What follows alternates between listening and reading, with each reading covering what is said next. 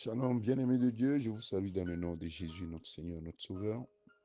Aujourd'hui, mardi 17 février 2026, nous rendons grâce à notre Dieu, notre Père, pour sa fidélité infaillible.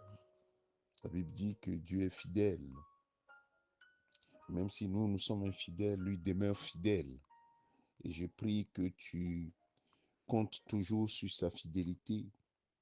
Et je rends grâce à Dieu parce que la parole nous déclare que tous les matins, tous les jours, le Seigneur renouvelle ses bontés, ses compassions pour nous. Et donc, tu n'as pas besoin de trop réfléchir, ce sera ainsi. Oui, il a déjà renouvelé ses bontés, ses compassions pour toi. Crois-y et marche dans cette bonté, dans cette compassion divine. Ce matin, j'aimerais te demander si tu es prêt à discerner quelle est la volonté du Seigneur pour toi. Es-tu prêt? Es-tu prête à discerner quelle est la volonté de Dieu pour toi? La volonté de Dieu pour toi est la meilleure chose qui puisse t'arriver. Parce que la Bible nous dit que avant que tu ne naisses, et c'est David qui a révélé cela dans le psaume 139, il dit que quand j'étais une masse informe, je vais le lire dans le psaume 139, verset 16, quand je n'étais qu'une masse informe, tes yeux me voyaient, et sur ton livre étaient tous inscrits les jours qui m'étaient destinés, avant qu'aucun d'eux existât. Donc ce jour, aujourd'hui, 17 février, est inscrit dans l'agenda de Dieu. Il y a quelque chose qui est inscrit dans l'agenda de Dieu pour toi. Es-tu prête à discerner quelle est la volonté de Dieu pour toi dans telle ou telle situation?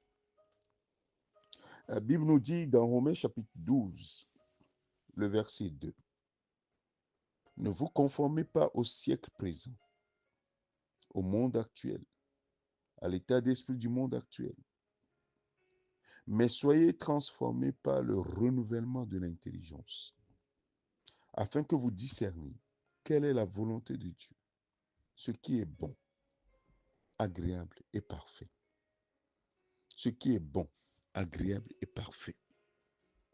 Bien-aimé de Dieu, la première des choses pour discerner la volonté de Dieu, c'est de commencer déjà par renouveler ton intelligence.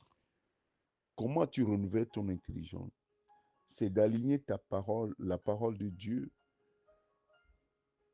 ou bien tes pensées à la parole de Dieu. C'est-à-dire que il y a des choses que nous connaissons. Il y a des choses avec lesquelles nous avons grandi. Parfois, ce n'est pas la vérité. C'est basé sur un mensonge. La parole de Dieu, la Bible dit que la parole de Dieu, c'est la vérité.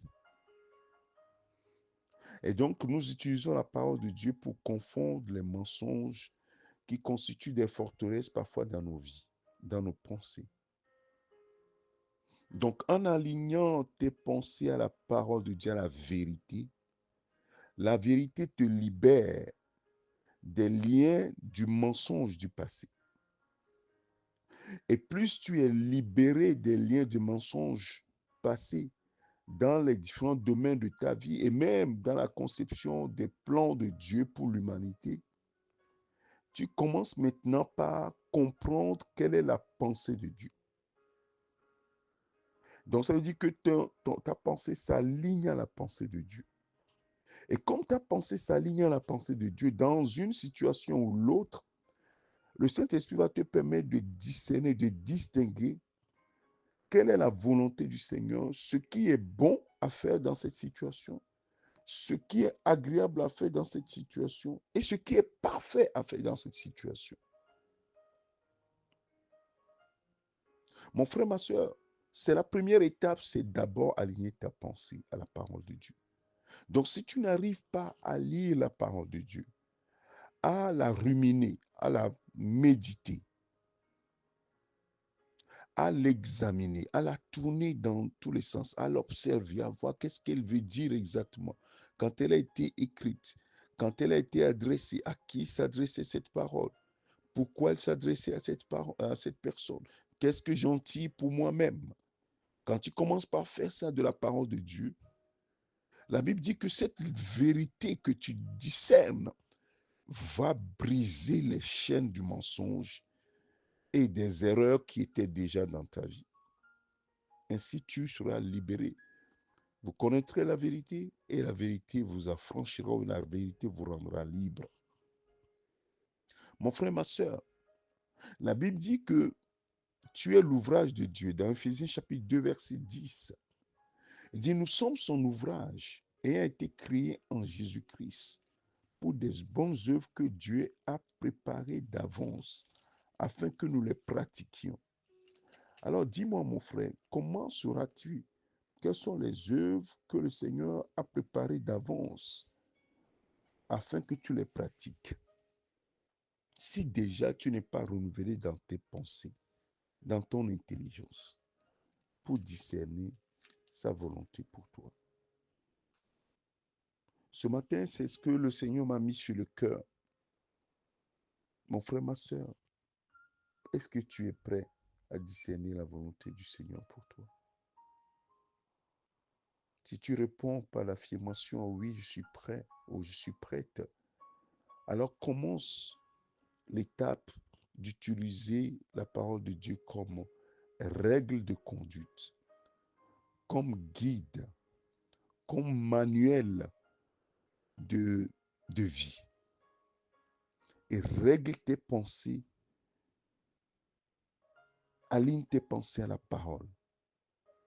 Parfois c'est difficile, parfois ça trouble ta conception des choses, parfois ça te déséquilibre sur la façon dont les choses que tu as bâties dans tes pensées depuis des années. Mais c'est important si tu es prêt vraiment à discerner la volonté de Dieu pour toi. Je t'encourage à le faire, mon frère, ma soeur. Plus tu le fais, plus tu te dis c'est la meilleure chose qu'il faut faire. Parce que tu alignes ta pensée à la pensée de Dieu. Et tu discernes dans telle ou telle situation quelle peut être l'attitude de Jésus-Christ si c'est lui qui était en face de cette situation. Dieu n'a rien caché.